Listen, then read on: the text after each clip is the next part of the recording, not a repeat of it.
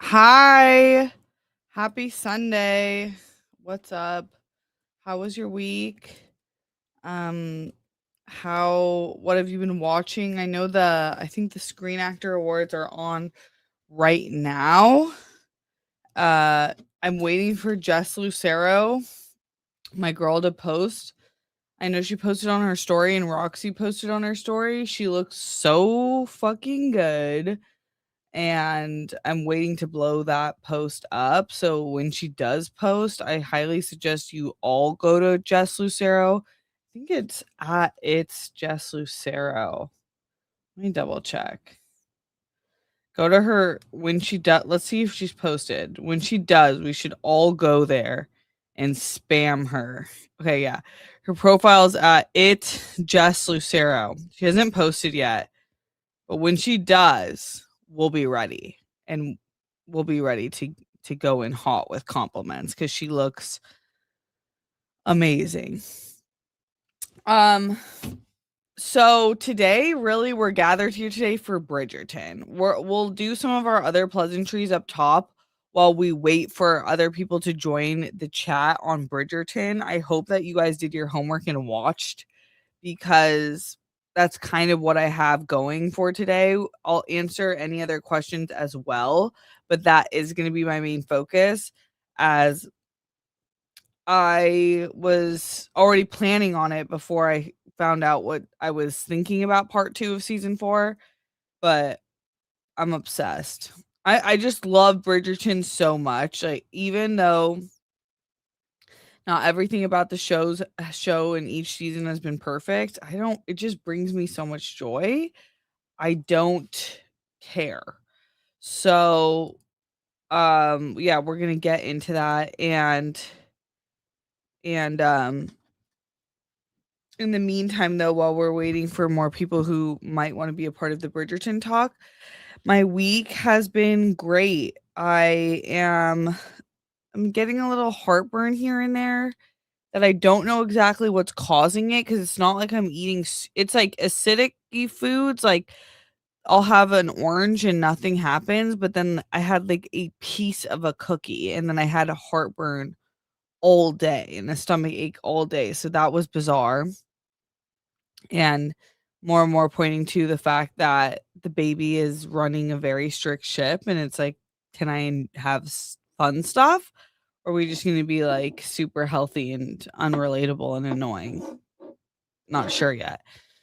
Um, the remodel's going well. I feel like we're getting closer and closer to actually having a place instead of more of like a place under construction. So that's been awesome to watch things actually happening.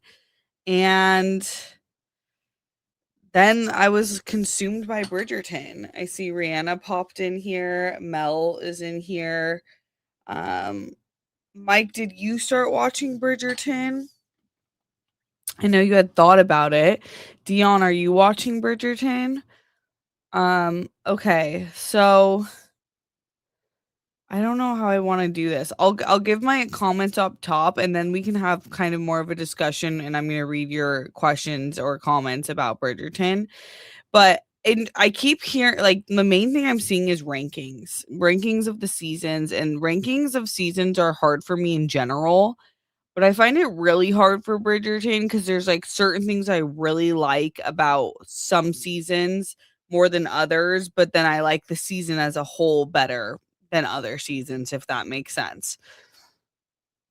The things that are, like, absolute standouts about season 4 is Sophie Beck, played by Yerin Ha. She is I think she's an absolute star, and I love her off-screen personality too. So I feel like just being introduced to her in general has been so great in the same way that Simone Ashley as Kate Sharma, when I was introduced to her, I feel similarly in the sense that I'm like, these are like two of the most beautiful women on earth with great personalities. Why are they not on every screen in America at all or across the world at all times? So yeah, go to Yerin Ha's interview. She is so delightful. Um, and Luke Thomas Benedict and Luke Thompson Benedict, who we've known for a while, but I haven't gotten to see many interviews of him. He's like lovely, just like absolutely lovely. They have such great friendship and chemistry off screen together, which is what I think made their chemistry on screen together so incredible, because they actually have that foundation set up there. But yeah, watch their interviews. I don't know if you guys do, what's it called? It's like Round Table. It's the kombucha girl who's like such a I'm obsessed with her. Let's see. Wait, no, it's not Round Table. What is it? It's Harry Styles was just on the show. Oh, Brittany Broski's Royal Court. Brittany Broski, I love her. That Royal Court show is so funny. She always has the guests that are on top of mind, which makes me think that me and her have very similar taste in movies and TV and life. Like, she was one of those people that had Diego Luna on during Andor, and I'm like, I feel like for it being Star Wars, it was not like Diego was not getting the credit that he deserved in the same way that Pedro Pascal got for The Mandalorian and now Beyond. I was like, where's Diego's flowers? She had him on. And then she had Yerin Ha and Luke Thompson on together, and they were so adorable. But I highly suggest that show. She has such a fun show format. It's been one where like I didn't really follow her stuff until then, and then I randomly like got caught up in some of her interviews, and I was like, this woman is hysterical. I love this show. So, oh yeah, Brittany with David Cornsweet was so good. Totally, yeah, she just like brings out the best in the guests, and I feel like it's such a surprise type of different format, because I feel like for so many hosts, they saw Hot Ones, the hot wing show on Complex, and that's like kind of like the pinnacle in terms of like interview shows that are not only fun, but you actually get information too, and then you see the person who's getting interviewed in kind of a new light, where you're like, oh, I got to see like their real personality. And you're like, what other show can do that? This show is like my new favorite. I watch it more than Hot Ones now. I just think she's so funny. But okay, back to Bridgerton. Anyways, go watch those interviews, and then like Yerin Ha's TikTok is so fun. She's such a good dancer, and she just looks like the life of the party. So I'm just obsessed. That honestly has made me really enjoy the season so much more. Katie Leung, who, if you are a Harry Potter fan, you know her as Cho. And if you are a Arcane fan, you know her as Kiernick. What's her name? I haven't watched the show in so long. You know her as Kierman, Caitlin Kierman. She's like the best voice for that character ever. And I always see in the comments people know her from one or the other. What I didn't know her as was like the most vicious villain ever that I hated. And I was like, wow, this shows how good of an actress you are, because I love her. I started following her on Instagram. She's such a vibe. I feel like our political views align, but she's also just like a great artist, and I just am so happy for this next act in her life. I want like the entire cast to get so much work after this. And then who is the girl who plays Francesca, my girl this season? These are like kind of the standouts for me. Francesca, Hannah Dodd. Hannah Dodd, the woman you are. Obsessed with her. Francesca stole my heart this season. Oh my God. Never in a Bridgerton season did I think I would be crying. I was like bawling my eyes out for Francesca. I was like, if you guys don't leave Franny alone and give her the space that she needs, everybody grieves differently. Let her be obsessive about the biscuits. Protect her at all costs. This is such bullshit because I was becoming. Okay, I'm just going through characters and then I'll get into the actual season points. Other character star for me is Posey. Love Posey. I think she was so cute, perfectly cast. She's played by Isabella Way, and I love her. Can't believe that she's American or from the United States.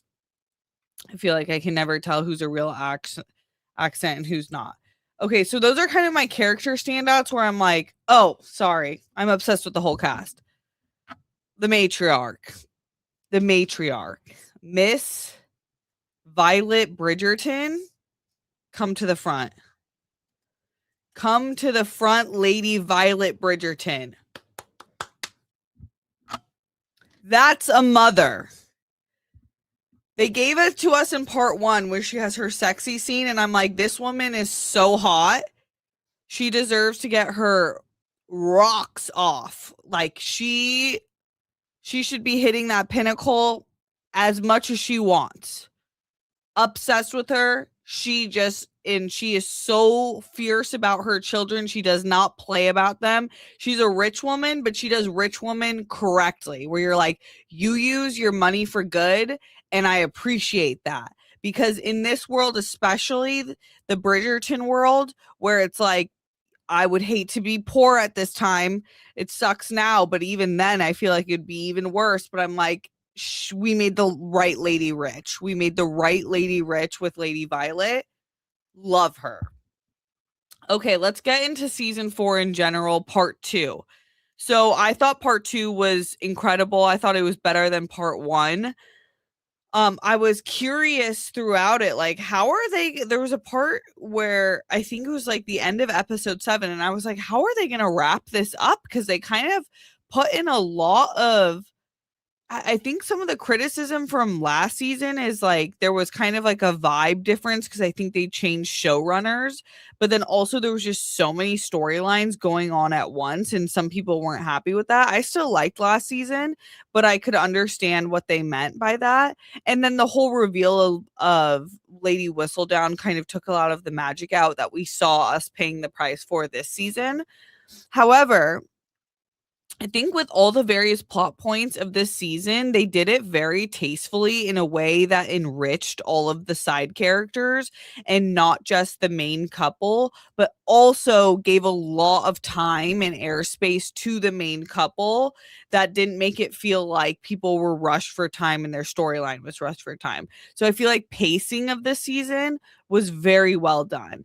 Like for example, the Mondriches, which a lot of people had problems with, which I never really agreed. I've always liked their um characters, both Will and um what's the and Alice, both Will and Alice. I feel like Will had a bigger, season 1, and now in season 4 we've really seen Alice shine.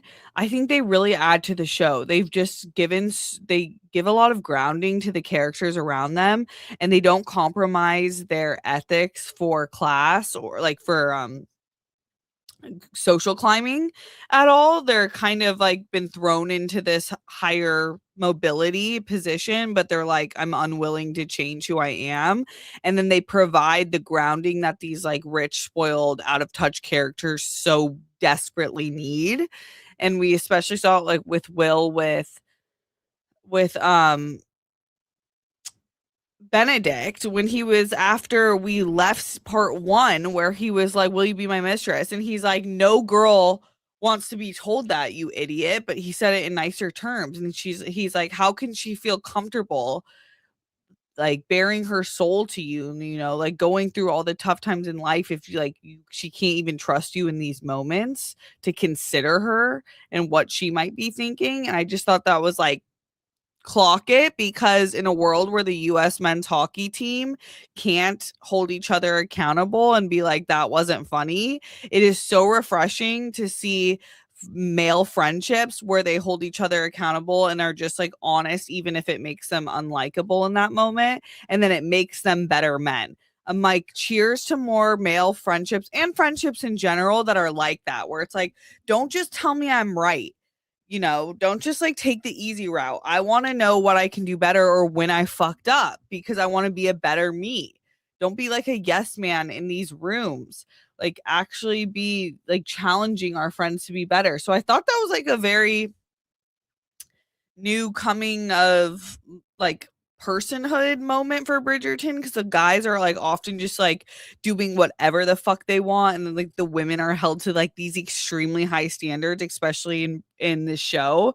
But I liked this why Benedict was like an underdog for me where I didn't really care, and now I like cared the most because Benedict is so he was just like so willing to be like to lose everything for Sophie, but also to change for her, which I really, really I was like, hell yeah, Benny.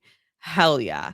Um, okay, let's see what else. The stakes felt so much higher than in other like I feel like there was like a lot more stakes going on just in terms like Francesca and Kilmartin. Like, what do you mean he's dead? What do you mean? When he went, I was starting to get like stressed out about him. Like his vibe was kind of like, is he not feeling well? What's going on? And then when he said, I need to lay down, and then to lay down with a small headache and never get back up, horrific. Horrific. And then the way that Hannah played Francesca's grief, especially that scene by the fireplace with her mom when she's like, you don't under like she's like, you're trying to relate with me, mom, because we're both widows, but you had 8 pieces of your husband, like you guys had 8 kids together. I didn't have one. And like she was so stressed about being able to give him a child even though he loved her just the way she was and just the way their relationship was. But I totally can understand that, like especially going through this pregnancy journey and seeing how many people deal with infertility and how hard it is, it's like it's devastating. It's devastating. Like no matter what they say, like you can like have a husband who may and it could be on the husband side too. Like either way there could be differences of like you don't know what's causing the infertility sometimes, but back then I'm sure it all fell on the women because even now we're like just getting information about those things. And I felt like that was such a great plot point for so many people to feel more seen through a character where it's like because like every other character is just getting pregnant ASAP. Like Sophie literally thought she was going to get pregnant because they had sex one time. That's which can happen. I'm just saying it was nice to see kind of the harsh reality of what it can look like, and then in the worst case scenario when he died before they were able to actually see if they would be able to have kids, it's devastating. And I just thought she acted the hell out of that scene. And the funeral and everything. Like she just like ate this season up. She's such a great actress. I'm obsessed with Franny. She just totally won me over and I feel for her so hardcore. I'm excited to see where her journey goes because I think she's just such an important character. Random side note, I'm seeing a lot of criticism that I think is totally just in the fact that um Daphne and and Simon, right? That Daphne and Simon aren't have been gone since season 1. I just think it's like crazy and I don't feel like it's who what's her name? Daphne Bridgerton. I feel like it's not what's Daphne Bridgerton actress. Phoebe. I feel like it's not Phoebe's fault, right? Isn't this Reggae Jean Page basically was like, I don't want to really come back because I don't want to get typecast? Isn't that kind of what happened? Correct me in the chat if I'm wrong, but I feel like that's kind of what happened. And I just it's hurting the show. It doesn't make sense. I feel like because the show is so big and larger than life, and we kind of like all know what's happening off screen with these actors, that we're like okay with them not coming back. But when you actually think about it, it's like crazy that two of the main characters and the big sister who could have helped Francesca out with the pinnacle conversation, should have been there for the funeral, is missing the weddings. Like, that's actually crazy in storytelling, in the essence of storytelling. That's nuts to ignore. And I feel like we're getting Jonathan Bailey, people's sexiest man of the year. If he can return for a couple scenes and be, not typecast at all, he's booked and busy and absolutely slaying, then Reggae Jean Page, where are his agents and managers? Like, why are they advising him not to get his ass back on Bridgerton for one single scene, even? Like, I feel like that's like crazy, and not even, it sucks for the story, it sucks for the audience, and it's not even good for his, I feel like for his fans, for his future in the business. I'm like, why would this hurt him to come back for a single scene or a few scenes? Like, why? I'm just not I'm not understanding how that would hurt his career or even typecast him. Like, I think that's crazy. Like, we've seen him in other stuff. He has other things coming out. He's a great actor. People like him. He's more than just Simon, but he also is Simon, and it's one of the biggest shows on TV. Why the hell wouldn't you be coming back? That's crazy to me. Um, but yeah, but it's like not the biggest deal. It just is like, it is a little weird. Like, every few episodes, I'm like, I think that's bizarre. Like, especially when you get um when you got Jonathan Bailey back and Simone Ashley. It's like, and it's so fun when they come back. And I feel like she even provided like such a cute scene where I'm like, she's such a great character. And I just feel like it would be in their best interest if they came back. Okay. Let's talk about the sex scenes. The bathtub scene? Ladies and gentlemen, that was how you get sexual without having sex. That was intimacy. The intimacy choreographer, give them a round of applause, because even like when they're leaning on the desk and they slip their hands ever so grazing of each other, it's like, that is sexy. Like, that's what Bridgerton needs to provide every season. Like, I like that one scene in season 3 when I'm so bad at names right now, guys. Sorry. Luke Thompson. No, Luke Thompson's the actor. How am I forgetting their names? Let's see. What the hell?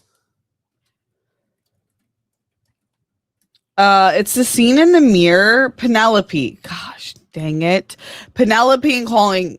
It's the scene at the mirror. I like that sex scene of theirs, but I feel like, and I like the carriage scene too, but I feel like I could have gotten more sexy scenes from them. I really liked them as a couple and do like them as a couple. But I'll say they stepped it up for season 4. I feel like when she splashed him up against the tub, and they were like, I don't give a fuck that there's carpet under me. We're going to get this place wet and juicy at any cost. Like, let's do this because I burn for you. I yearn for you. And there's not a second that goes by where I'm not thinking about you. Now give me that. Please, respectfully. Yeah, so love that. There was just a ton of sexy scenes going on, and all in all, oh. Special shout out to Lady Danbury and Queen Charlotte. Those are some besties. And those are some actresses. I'm I just love this whole cast. I can't say enough good things about them. It's like I want more of everybody. Like when Queen Charlotte and her and Lady Danbury were saying their goodbyes and crying, I was like, this is the cutest thing ever. And then Queen Charlotte's crazy laugh at the end, I was like, it doesn't get much better than this. It's so, so lovely. And all of Queen Charlotte's crazy ass one liners, like when she was asking if Francesca's outfit at the funeral was giving, I was like, only the queen could say this, and it's what a lot of us are thinking. Like, was it giving? And it was. It was. Franny was giving. I'm gonna go into the comments, but and then we can kind of get into like ranking and how we feel overall. But I see like there's a lot going on and I want to hear what you guys are thinking about the show. But yeah, overall I loved it. Okay. Wait, Rihanna, you watched it, right? I told everyone I was gonna do spoilers. You watched it, right? Mel, I don't want to. I hope I didn't spoil it for anyone. I told you we were doing full spoiler talk. Mel does reviews. Part 2, Death better than part 1. I'm glad they've established Fran loved John. That's my thing. Before she moves on with Michaela, how will they address the wanting a baby thing without the sapphic story? IDK. Um, I'm totally agree. I'm picking I didn't read the books, but I'm definitely picking up that what they're putting down that Michaela is going to be her love interest. I know that there was a I'm seeing it was hard to avoid that there was a gender swap there, so we'll see if it actually works or if it feels like a little out of place. I'm seeing a lot of criticism from readers of the book that and people in general that they don't like the character of Michaela. And I liked her more in part 2 than part 1. Like in part 2, I feel like I understand her a lot more. But in part 1, I was like, if they're gender swapping just because and with a character that I don't even like, this is going to be kind of brutal. But now that I like her more, I'm like, I'm curious where they go with this. And if it works, then that's cool with me. Like, I just want Franny happy. So if Franny reaches her pinnacle with Michaela, like, I guess that's how it goes down and I'll be rooting for them. But it's how they pull it off. I definitely agree they had to establish that love between Fran and John. I started to really see it in part 1, but I definitely saw it in part 2 and like the way he was so affirming of her and like not rushing the process and not blaming her like an idiot for anything, just like such a great person. And I love the way they talked about him at the funeral. That's kind of like how he came off as a character to me, just like a solid dude. And they had like a very, very cool relationship that I feel like a lot of people can relate to, like because they were kind of more like the wallflower type people who like to be in the house, but they love to be in the house together. And that was adorable to watch. Um, Oh, do I style just Lucira? I've styled her for a few events. I haven't styled her recently. She's like gotten with an actual stylist who can get her actual clothes for free to wear to events and then returns them and styles her. So it's amazing. So that's like her looks have just been amazing. Like the person she's working with is killing it. Okay, Mel. Yes, girl. Can we talk about the bathtub scene, please? That was so hot, and I'll never get how actors do sex scenes. I know. I know. And that's why they're actors and we're not. You know what I mean? Like they're like okay with that. I'm like, I have to act like you're fingering me in a bathtub. Like, what? What? But they did. And they did it well. They did it really well. It was such a great scene. Cinema, some would call it. Isn't heartburn a pregnancy thing? Hair. Oh, it's definitely a pregnancy thing. I never got heartburn before. I never understood what it was. Yeah, Harry and I are both so hairy. um, I would be shocked if the baby doesn't come out with hair. Like, it'll be shocking. Like, I feel like she's gonna have a ton of hair. Like, she's gonna look I mean, it would yeah, I would just be, like, literally shocked if her hair grew in later. Like, I wouldn't be mad. Do what you need to do, girl. I think she's gonna come out with a full head of hair. Hi, Dion. Thanks for checking in. I am doing well. I am 6 months. I'm 6 months preggo. Yep, very happy. How are you? Okay. Bridgerton Nation represent. Yes, Rihanna, drop your thoughts if you haven't already. Hell yeah. Mike Joyce, I haven't watched yet. I'm slowly making my way through Scrubs. Okay, okay. Well, let us know when you get there. Also excited that the show that they showed Eloise had growth finally. Great point. Yes, Eloise is back on track to being one of my faves. I like everyone on the show, honestly. But yeah, Eloise was great. I loved how she was like catering to Hyacinth. And once she saw that Hyacinth was so affected by John's death and like and that it was like really real that she was pursuing love because she's a lover girl and she's not just like about society. It was really more about love. I think she was like, wow, I need to shut up and just be like a supportive big sister. Lloyd Nancy MCs. Hey, Lloyd.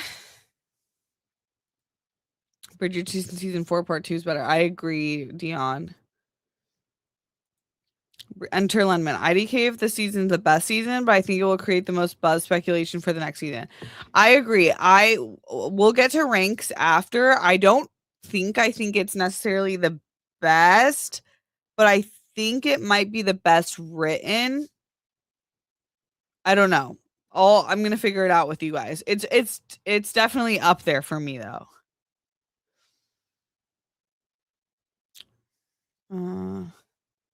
Princess Positive. Hey girl, welcome. Winter Lendman. Erin Hall was in the Halo series, but haven't seen her elsewhere before Bridgerton. I don't think I've seen her. And she's now one of my faves.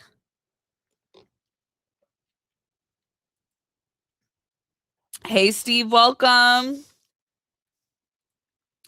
Mel, I would expect Francesca to be next, but I've seen people say it'll be Eloise. Yeah, I'm curious what's next. Have they been following book order? Did book order matter? Did it come out sporadically? Like, has anyone read the books or know the culture of the books and like how they're following that in the show? Or if they're just kind of going off different vibes in the show. I am excited for what's the little boy's Hyacinth and her brother.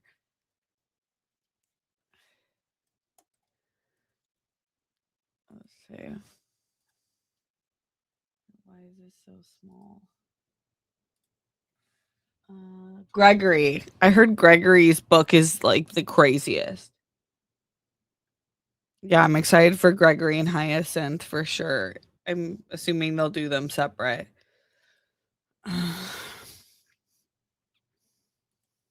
John dies. What the fuck? We've never had a main important character die before, and I was so okay. You saw it. Okay, this comic had me worried that you hadn't seen it yet when I Grace pressed it. I was so shocked. Hannah, who plays Francesca, did such a great job. She had me tearing up with her acting. Give her some awards. She did such a great job. She really did. Yeah, John dying, I was not expecting. I know all the book readers were expecting that. Devastating. I was really just getting to really like they were becoming one of my favorite, if not my favorite couple.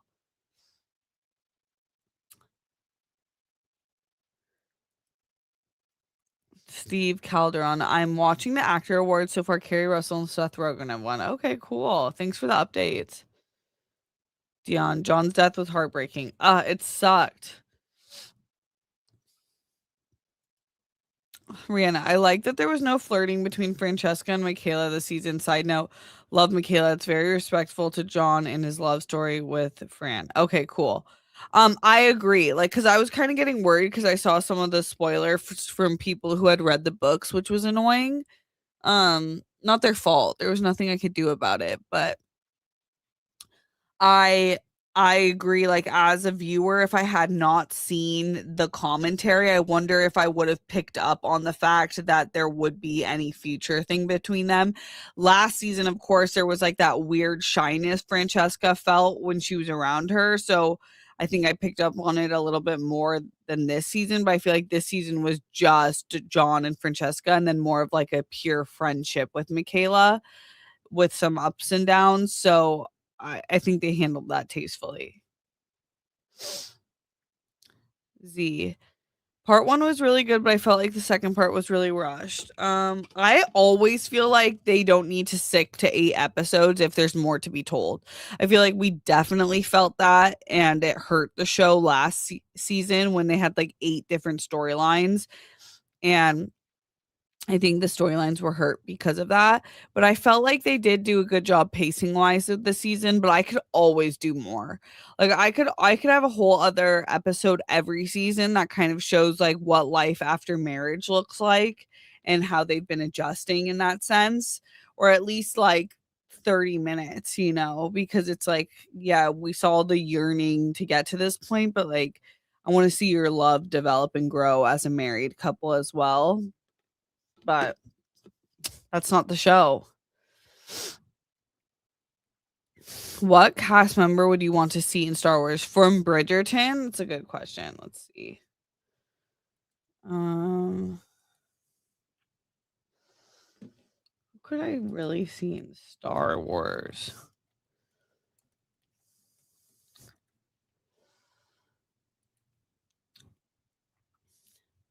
Honestly, maybe Simon Ashley. Is it Simon or Simone? I'm forgetting right now. I keep switching it up. I could see Simon Ashley. Um oh, one of the if not the best season of a Bridgerton series, Queen Charlotte. The actress who plays young Charlotte, so India Tafio, she's sick. She's sick. I could definitely see her, but yeah, I think yeah, maybe Simon Ashley I'd go with.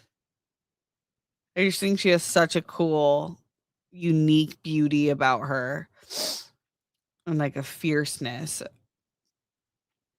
But oh no. It's like these characters that they're playing are so specific. I would love to see how they are in different roles, you know? Because I know like Daphne, like I've seen her in a few serious things, and I'm like, whoa, she can just transform, like as actors do, but it's hard because a lot of them, it's like my first introduction is Bridgerton. Okay. Hannah Dodd Francesca is the goat of the show. Protect her at all costs. Protect Franny forever. I love her. She really might be. I might think Violet is the VIP, but Francesca did her big one this season. Mel, I LMA owed at them bringing back LW. Really, what a joke and such a move of the writers trying to correct putting that secret out there too. Oh, Lady Whistledown out too early. Totally.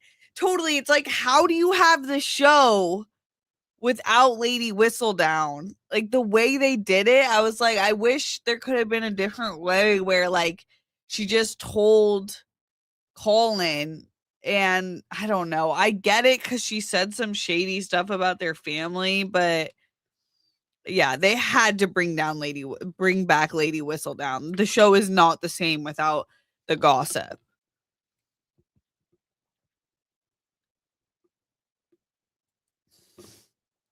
Steph Armentia is cold blooded. Yeah, she's super cold. Like her putting Sophie in jail was crazy. I'm like, she could get killed. They could literally unalive her for this so easily. And like that's how much you hate her, you crazy wench. Mel, safe to say Fran never got that pinnacle with her hubs. I wish she at least reached pinnacle. Like, that's upsetting. Like, we couldn't give that to them.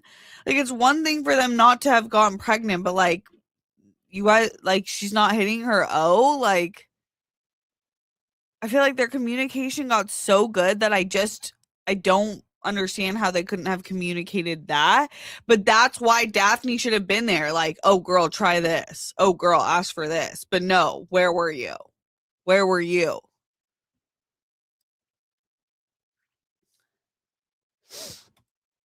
Rihanna. Benedict indeed won me back as the book reader said he would. Him and Sophie are so cute and precious together. Their love is so pure. I've already forgotten about the whole Be My Mistress thing. Couldn't agree more. Could not agree more. To me, he's the best of the Bridgerton brothers because he was willing to go outside of society, leave it all behind for her. He loved her as a potential lady at the dance and as a maid in his house. That's real love. That's real. I fuck heavy with Benedict, and I see why Lady Violet doesn't play about her Benny. Lady Violet basically said, "You're my favorite son, and you're my son, and I'm gonna go to war for you, and I'll always love you. And by the way, you can have the ring that's in the office to give to your boo." And I like how she was like, I like Sophie. I hate that society is like this because she's the best of us. That's a real lady right there. Yeah, Benny won me over.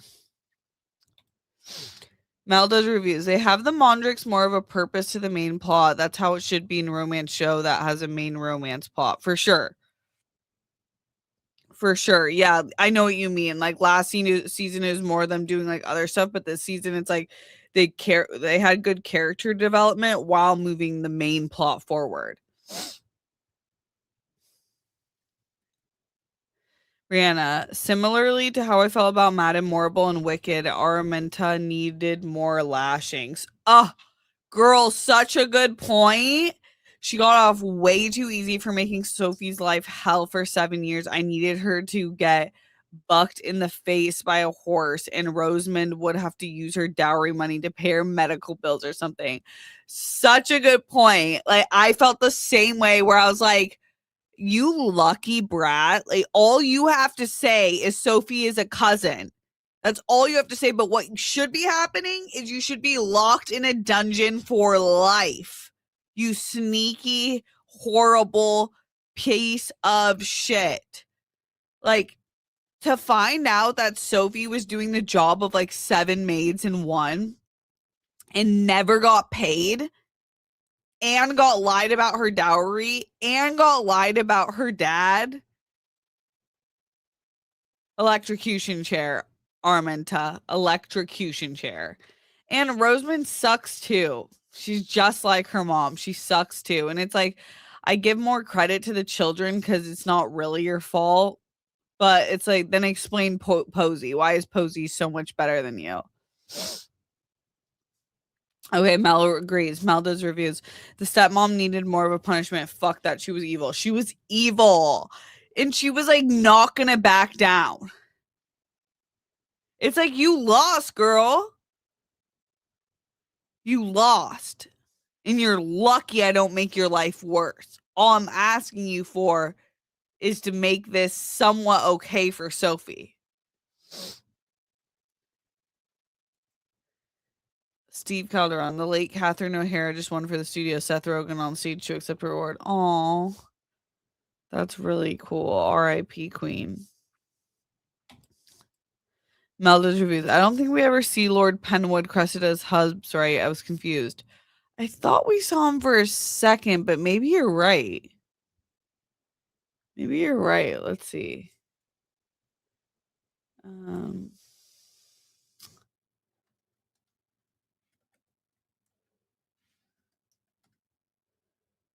yeah, we saw the side of him.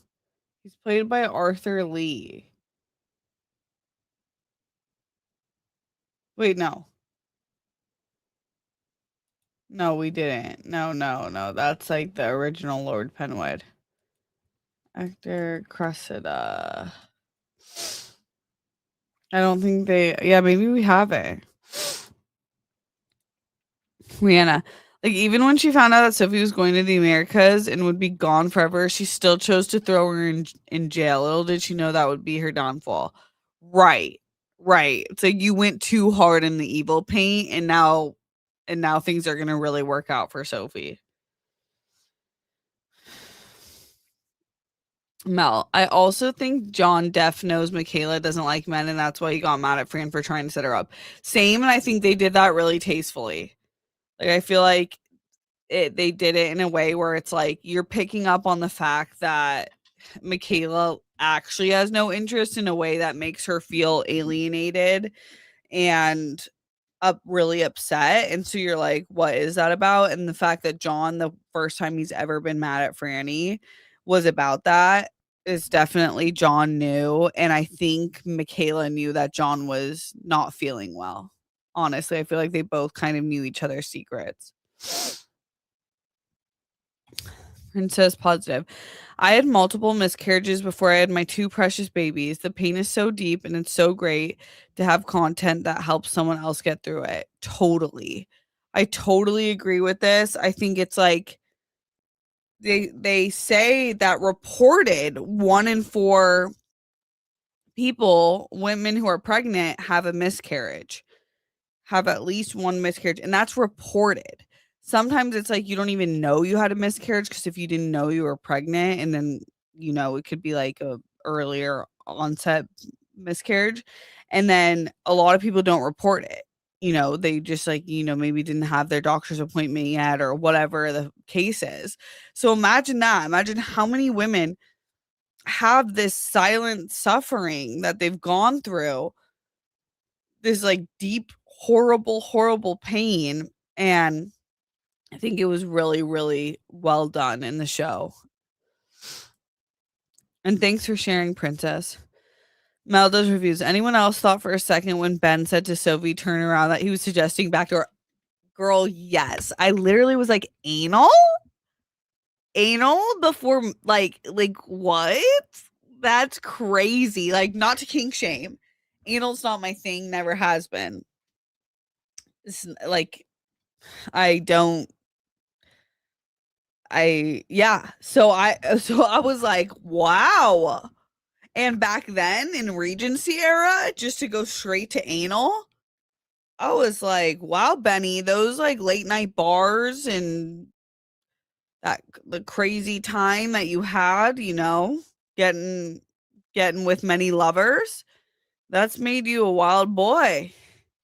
I hear in the book that they have kind of like a dom submissive vibe going on between Benedict and Sophie, that's like done really tastefully. So I was like, whoa, are we going backdoor style right here? But then when he was just doing the downstairs DJ, I was like, she likes that. We know she likes that. Most women like that, by the way. If you're listening and you need advice, it's just like such great. It's like the classic foreplay to like all the women I know in my life. It's like that's good stuff right there. It's classic. Do it right, do it on tempo. That's a winning recipe right there. So I was like, Benedict knows what's up. But at first I thought backdoor too. Okay, Rian, I'm so glad you brought this up. I felt like let me see what you say about it. I felt like Violet's arc came out of nowhere. They literally introduced the whole young Violet thing in penultimate episode, and then that was her arc in the finale. Like, she low-key did Lord Anderson dirty. Like, he fully said we do not have to get married, but she was like, who said I don't want to get married? Ask for my hand right now. So he did. And then was like, LOL JK, can we do take backs? Like, girl, I completely agree with this. I'm obsessed with Violet. And here's the thing. I hear what she's saying. I don't think Lord Anderson is trying to take that away, if that makes sense.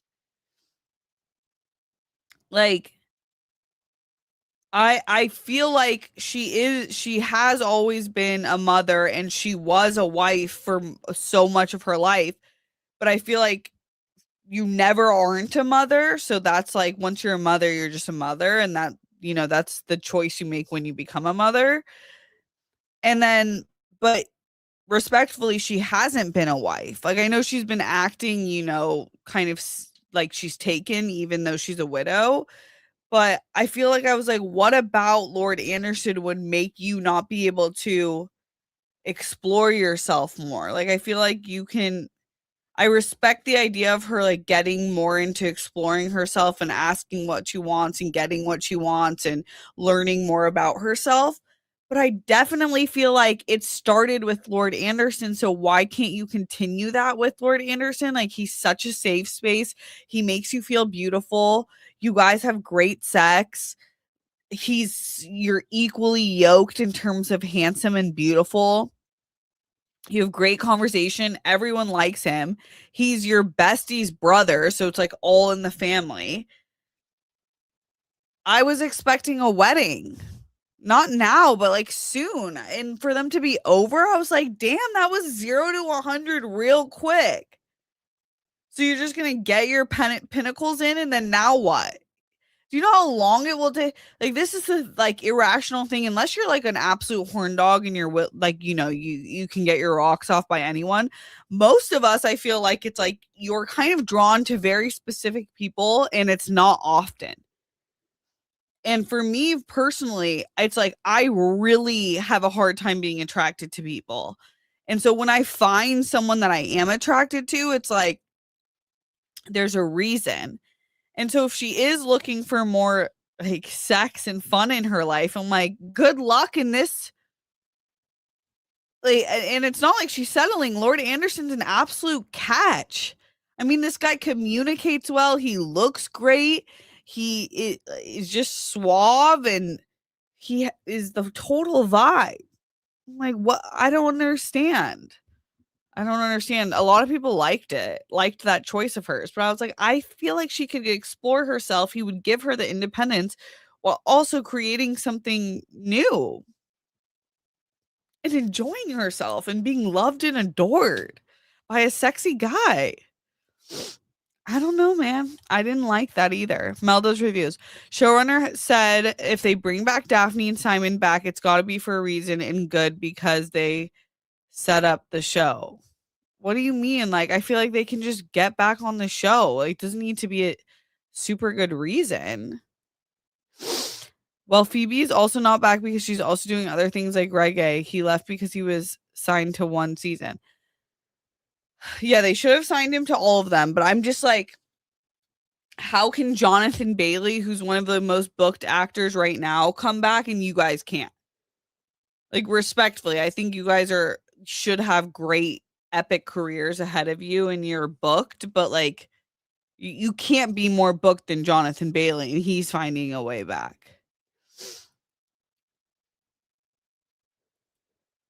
Enter Lemon. Didn't he get snobby and think he was above the role he had, or did I misinterpret something? That was about Reggae Sean Page. I don't think he got snobby at all. I think he's like is a serious actor who wants to do action in so many different genres. And I think because it was his first massive role and he blew the fuck up because he was like an instant heartthrob and girls were obsessed with him and just ate his roll up as in as Simon. I think he was scared that I thought that's what it was, that he was scared that he was going to be like typecast as like only the romantic lead, which is funny because I think he's doing a rom-com with Halle Bailey, which I'm really excited for actually. Abdil, hey, welcome. Dion, stuff. I love that Simon and Daphne got together, but I was even more surprised when it flashed forward to Daphne giving birth to his kid. Okay. Yeah, like it jumped like that. Mel, people still complain Anthony and Kate were not in it enough. You cannot please anyone. It's not their season. Of course they won't be in it. Oh, I don't blame actors for not returning. Yeah, I'm not on that. side of things, I think they were in it just fine. I just think it is weird when, like, everyone else is coming back except for, like, obviously the most booked actors. You just kind of are like, "Okay, that's kind of obvious." Um, and I'm not, like, mad at them. I still am going to watch and support them in everything they do. It does make you be like, "Where are they?" For, like, a funeral or a wedding. It's like, you can't come for one scene a season. I feel like that would be, like, totally cool. Rihanna, I feel bad for Lord Anderson. He really loves her and Violet's playing with him. I hope her arc next season that she commits to him and has to do grand gesture to win him back. Yeah, I kind of hope that too. I feel like she was the one who was, and I feel like people do this in general where they're like, they don't even know for sure that they want that person in a committed way, but they just want that person to say that they want them in a committed way. And then once that person commits, they're like, wait, I didn't know if I wanted to commit. And that's really not fair. Like, you should never ask someone to commit or like need that affirmation from someone unless you actually want to be committed with them. Um, when she pushed him against the tub, Mel, yes. A standout moment, to say the least. Dion, Steph, Reggae, John Page doing, yeah, with Halle Bailey. You mean Tuscany? That's what it's called, right? I'm excited for that. Rihanna, it's literally so weird at this point. Simon and Daphne aren't the show. Like, Daphne's not showing up to her brother's wedding or brother-in-law's wedding, right? When we know that they live like right across the way, it's like it's hard not to think about it. Mel, I always forget the Queen and Danbury have a deep friendship because Queen Charlotte's show was years ago and the Queen is still kind of bitchy. Yeah, yeah. I know, and then I think about the show and I'm like, yeah, they were, like, very important for each other. But you saw in this last part, Rihanna, no shade to Reggae, but I believe he's only done 3 projects after Bridgerton, The Gray Man, Dungeons& Dragons, and You Mean Tuscany. Like, he couldn't film a couple scenes in between those. That's what I'm saying. I'm like, you are supposed. I do think reggae has like massive star appeal. And and he's like, and I loved him in Dungeons and Dragons. I haven't seen The Gray Man, but I'm like, and I'm excited for him and You, Me, and Tuscany.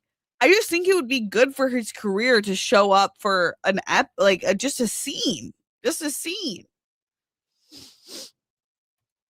Mel does reviews. See ranking. Okay, hell yeah, Mel. 1 season 1, 2 season 2, 3 season 4, 4 season 3. Great choices. Great choices. I can't argue with this. I'm in between. I think season 1 is still my favorite just because of like how it made me feel and it like got me into this genre and it was the sexiest. The sex montage where they're like having sex everywhere throughout his entire place, that was like the sexiest thing ever. I should actually go back and check on that scene for research purposes. So that has a deep place in my heart. I'm in between season 3 and season 4. I think I like season 4 better, but season 2 was sexy as fuck. The yearning, that was like the most yearning season where it's like, I can't wait for these two to fuck. That's how I felt about season 2. So, but I think like season 4 just had so much with Francesca and with Sophie's character and the stakes at hand that I think I might give that might be my favorite or my second favorite season. Rihanna, or they could at least throw out an expositional line or two like, too bad Daphne and Simon had to leave the funeral early and couldn't stay for the reception, something, right? I'm like, I think they're worried, like, how much do we point out? Also, shout out to the music this season. I feel like the music was amazing, like perfectly in and out. Okay.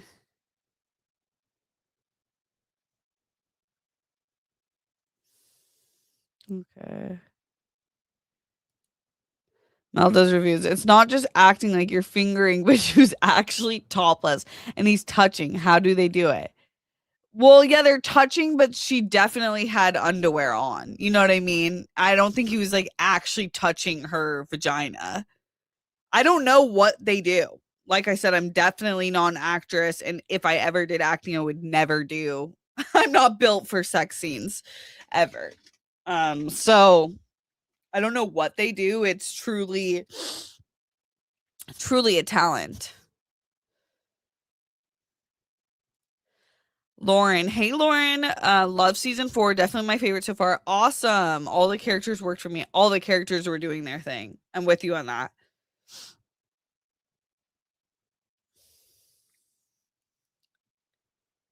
Dion, I said we're doing really well. Thank you for asking. How are you doing?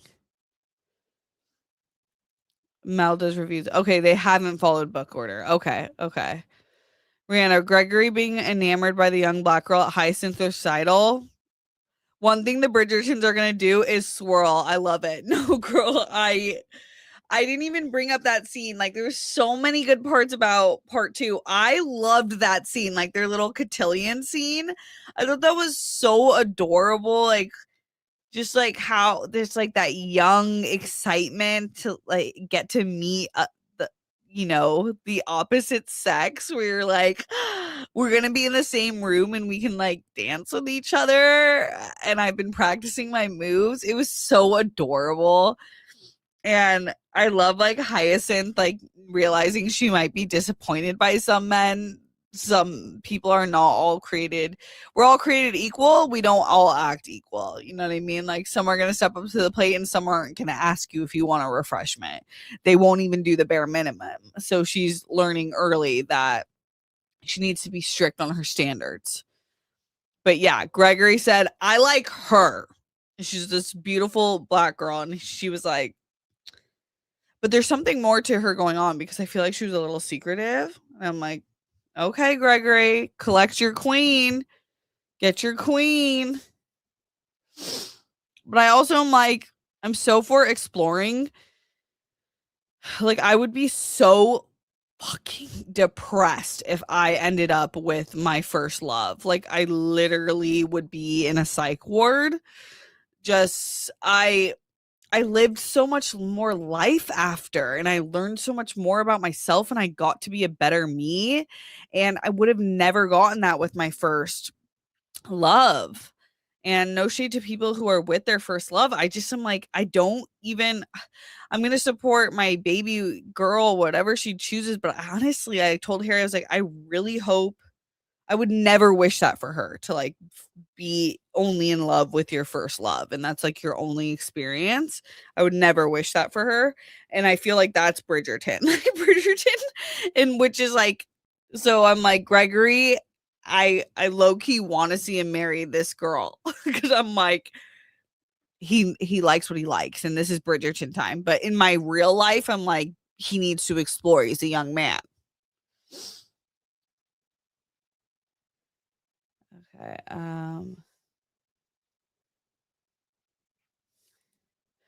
Mel, Gregory's book is cute. He's the only son who's a lover boy because he saw all his siblings find love. Aw. Yeah, that's cute. I like him.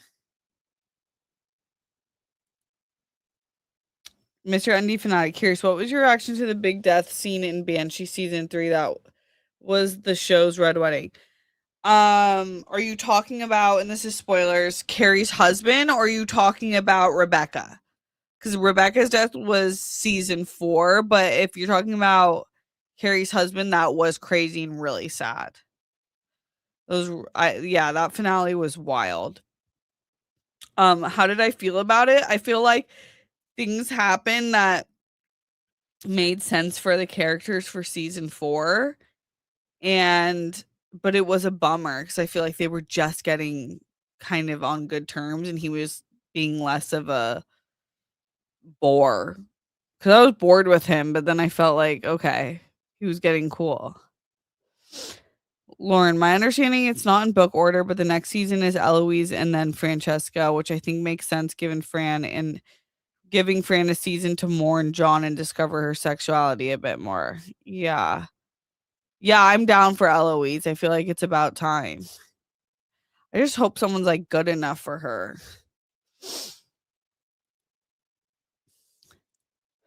I think Eloise will be the next, partially due to the age of the actress playing her, but also I think they'll want to leave a bit of a gap for. Okay, yeah. So you're saying the same thing. I agree with you guys. I can see Hannah Dodd being a spy in Star Wars. Yeah, I totally. I feel like after I saw her in this season, I'm like, I think she's just a phenomenal actress.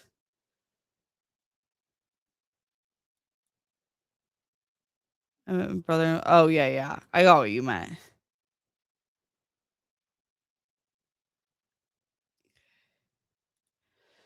Rihanna, who are your guesses for the new Whistledown? Part of me hopes it's Daphne so that we can explain why we haven't seen her. She's been undercover with collecting all the gossip. That's like a very good guess that I think is too. I don't think they would do that because that would be like so mysterious. I feel like it's not that mysterious of a show. My guess, honestly, right now, I think it might be Alice Mondrich. I saw some theories that it could be Queen Charlotte, but I think it could be Alice. That's kind of my guess. My two guesses are Alice or Eloise. That's my guesses right now. Enter Lenma. I'm hoping for Eloise or Posey as the new lazy Lady Whistledown. I just want Posey to live her life, and I hope that they bring Posey back. They didn't bring back Penelope's sisters, which I get, like, to the point that, these are busy actors who don't need to be back in every season. There's so many characters, but I like them too. Rihanna, the girlies are saying that Julie Andrews' narration at the end had a bit of Cockney accent, so it's probably one of the servants this time around. My money's on Alfie or Barley. Ooh, that's good guess. I heard that they thought yeah, her accent did change a little. I didn't know if it was because like Dame Julie Andrews is aging like fine wine, so I didn't, your voice changes a little bit, or if it was intentional like that. Um, okay, but Al, we didn't even talk about Alfie. Alfie was the absolute shit. Varley, is Varley the girl that's Sophie's bestie? Um,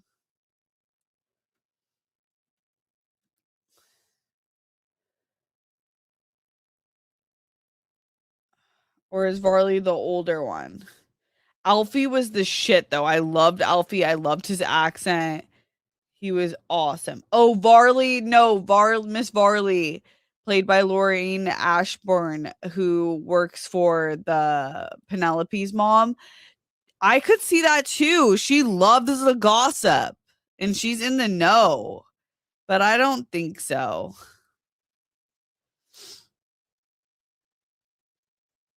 Okay.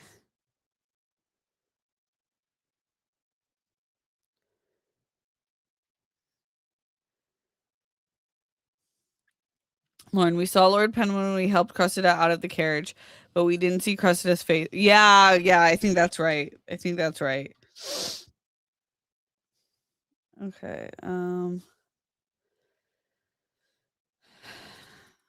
Red carpet talk. I'm watching SAG Awards. Catherine O'Hara got a standing ovation when she won. Oh, that's awesome.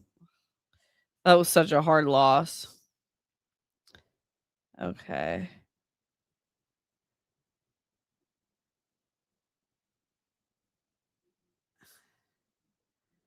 Katie Leung, yeah, she's awesome. Rihanna, also Reviolet wanting to be friends with Benefits. That's why she said Benedict is the most like her. He gets his F boy nature from his mama. Damn. I hope it's not true. Okay.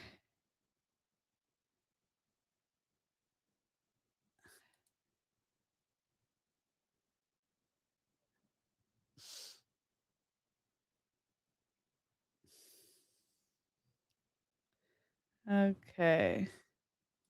I mean, he's touching your chest up. Okay, maybe I forgot that. Yeah.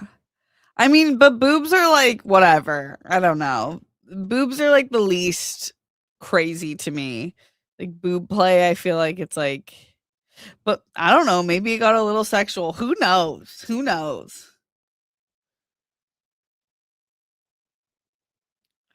I'm scrolling through these. Okay, you guys are catching me up with the SAG Awards. I'm gonna look at the awards in a second after I sign off. Steph, are you and Harry at the point in your prenatal classes that they start showing childbirth videos? When I went with my friend Ariel, that was crazy seeing that her husband asked me what did I think. I told him no offense to them. I'm not even thinking about kids. No, we actually haven't started our classes. We're starting them. Is it this week? Either this week or next week. I think it might be this week. And I don't know if he's gonna I definitely personally I told him I don't want him I want him like holding my hand and like literally like boob up. Like I want him like right here, like behind me, like right here. I don't want him I want the doctors and the nurses to be occupying that space and doing what they need to do. I don't need him there for so many reasons, but mainly like I'm like I don't need him taking up the space that I want them their full undivided attention in. I need him as just like my support and to help me like remember my breathing exercises and like to tell me I'm doing great and that I look amazing.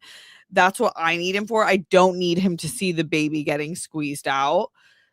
It like no. So, I don't even know if he'll watch those. I don't know. He's like like he's at every appointment, he's going to be at every class.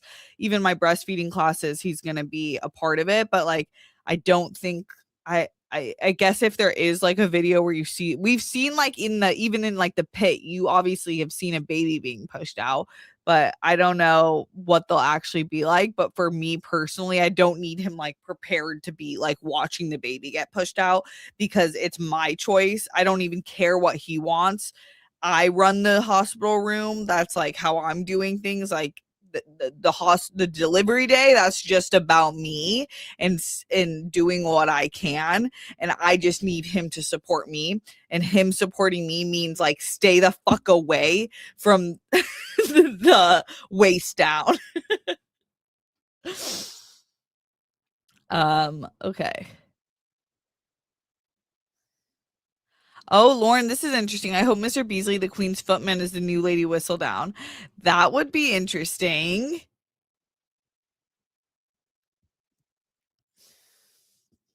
Uh, I was there when when the mother of my child had a C-section. It was wild. Yeah, C-sections are crazy, but I think C-sections they because it's even more of a surgery, they put up like a wall basically like from the waist up. So I think like people every picture I've seen of it, it's like people are behind it anyways. So I don't know. I mean, whatever happens, you can't control that day. All I can control is where H is going to be. And he'll be right at like the corner of my shoulder. That's where my guy is going to be. Um, so natural birth and not a C-section.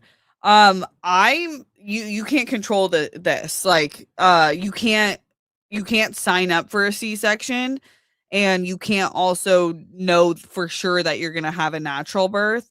So, I don't know. Like obviously I would like to just have a personally I'd like to just have a natural birth, but if things happen and I need to get the C-section, all I care about is delivering a healthy baby. That's literally all I care about. So you can't control it. There's nothing you can do and you can't like sign up for it in advance. You can have your whole birth plan and I've seen women have an entire birth most women have an entire birth plan and it never goes to plan. You might get half of it in order and then the other half goes to shit because shit just happens. You just don't know how you don't know what's going to happen. Oh.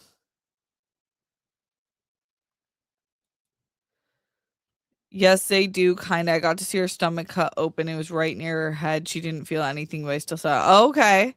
Yeah, I don't know. You probably know more than me on that.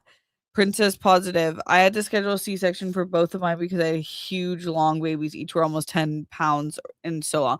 Yeah, like right before you give birth, when they're doing your final test and they're seeing like if the baby has flipped and then you can you schedule a C-section, but like Princess P, correct me if I'm wrong, you didn't get to decide that. That was decided for you because of your baby's length, right? So it's like for multiple reasons, like if the baby doesn't flip, they have to do a C-section. If something happens where they like can't get the baby out, then they'll do a C-section. Like there's so many reasons why they would do a C-section. I would say about like half the women I know have had like unplanned C-sections, and then half have regular like through the birth canal births. My doctor let us choose to do a C-section about bless the idea. Really? But they told you it was because the baby, right? Or no? Because I've never heard of that where like you've got to decide. But did he suggest it? Did your doctor suggest it based on your how your babies were measuring? And I'm gonna get out of here, but I do want to hear Princess Positive answer on this. But thank you guys so much for hanging out. I really appreciate it. King Sport Cow Steph, my baby mama didn't get to decide to have a C-section. My daughter was a large baby. Her mom was really short. Right, right. See, like that's what I'm used to hearing is like people don't get to decide if they're having a C-section. So I know there's a lot of like women who want actually to have a C-section, and there's a lot that don't. And then kind of it like just depends how the cookie crumbles. Okay, yeah. Princess Positive. She suggested based on baby size and also my age. Okay, so yeah, that makes sense. Yeah, you can't just like decide because you don't want to push the baby out that just for comfort you want a C-section. It's all about like how your baby's looking, what's best for you and your health. And then you go about that. But it's not like because I feel like it. That's just not how it works. Joshua Gonzalez, thanks for being here. Thank you guys so much for hanging out. Hope you have an awesome rest of your day. Thank you for letting me yap about Bridgerton. Love you guys so much. Hope something wonderful happens to you this week. And you're amazing. Okay. XOXO. Lady Whistledown.